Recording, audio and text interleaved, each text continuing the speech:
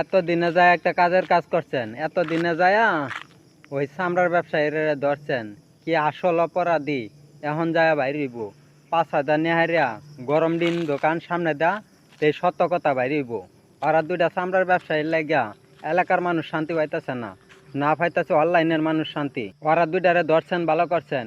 এখন সুন্দর মতনে 5 দিন লাগে রিমান্ড নেন, রিমান্ডে নিয়ে হারিয়া সামনে দেয়া দুনু মাঝির গরম ডিম দেন দেন আসল সত্য কথা বাইরিয়ে আইব। ওরা দুইজন মাঝির লাগিয়া অনলাইনে ঢোকা যাইতেছে না। একেবারে ওদের রিপোর্টটা এতই খারাপ হয়েছে যে বলার বাহিরে। ওরা দুইটারে একেবারে উচিত কাজ করছেন ধৈর্য হারিয়া, তখন সত্য কথা বাইরিব।